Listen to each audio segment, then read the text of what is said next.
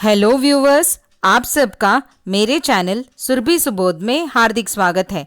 आज हम कक्षा 4 की हिंदी की पाठ्यपुस्तक गुंजन हिंदी पाठमाला 4 से एक कविता जिसका नाम है सपना, जिसके कवि वेंकटेश चंद्र पांडेय जी हैं। इस कविता का भावार्थ सरल शब्दों में इस वीडियो में देखेंगे। सपने कई तरह के होते हैं। हमारे दिन भर के क्रियाकलापों का प्रभाव सपनों पर पड़ता है। हमारी अधूरी इच्छाएं सपनों में पूरी होती हैं। दादी नानी द्वारा सुनाई गई परियों की कहानियां सपनों में साकार रूप लेती हैं। तो चलिए इस कविता में एक बालक ने अपने सपने में क्या देखा उसके बारे में हम जानेंगे। कविता का उद्देश्य।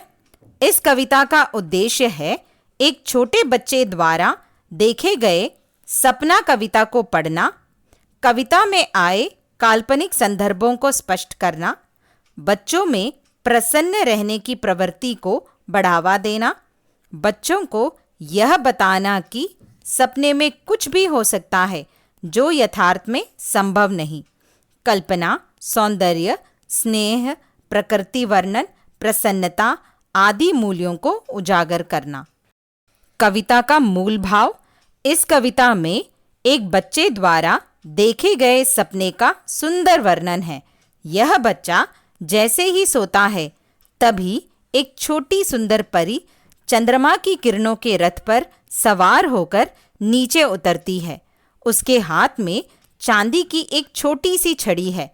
इस छड़ी को वह बालक के सिर के चारों ओर फिराती है और बच्चा मीठे मीठे सपने देखने लगता है। वह देखता है कि परियां मछली बनकर फव्वारों में नहा रही हैं। मीठे फल वाले बाग उनका स्वागत कर रहे हैं। सुंदर बौने उसे परी लोग पहुंचा रहे हैं। जागने पर भी बच्चा उसी कल्पना में खोया रहता है और सारा दिन प्रसन्न रहता है। तो चलिए पहले इस कविता के 3 पद्यांशों का भावार्थ जान लेते हैं। बैठे चंद्र किरणों के रथ पर सुंदर छोटी परी उतरती, आंखें नीली बाल सुनहरे आती जगमग जगमग करती, अपने हाथ में एक छोटी छड़ी एक चांदी की लाती, भोले भाले से बालक को जैसे ही है निद्रा आती, वैसे ही वह छड़ी रूपहली इधर घुमाती उधर घुमाती और उसे सोते बालक के सिर के चारों ओर फिराती। तो इन पद्यांशों का भावार्थ है कि चंद्रमा की किरणों के रथ पर सवार होकर एक छोटी परी आकाश से नीचे उतर रही है, जिसकी आंखें नीली और बालों का रंग सुनहरा है। वह जगमग जगमग करती नीचे उतर रही है। उसके हाथ में एक छोटी चांदी की छड़ी है।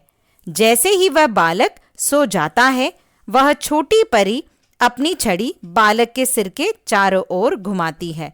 तो चलिए अब हम अगले 2 पद्यांशों का भावार्थ जान लेते हैं।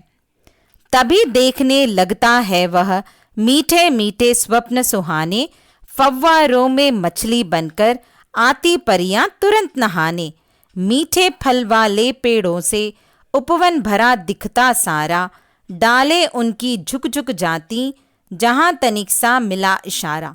तो इन पद्यांशों का भावार्थ है कि जैसे ही परी अपनी छड़ी बालक के सिर के चारों ओर घुमाती है, वह मीठे सुंदर सपने देखने लगता है। वह सपने में देखता है कि परियां मछली बनकर फव्वारों में नहा रही हैं। वह बगीचा देखता है जिसमें बहुत से मीठे फलों वाले पेड़ लगे हैं जो फलों से लदे हुए हैं। उन पेड़ों की डालें थोड़ा सा इशारा मिलते ही नीचे झुक जाती हैं। तो चलिए अब हम अंत के 2 पद्यांशों का भावार्थ जान लेते हैं।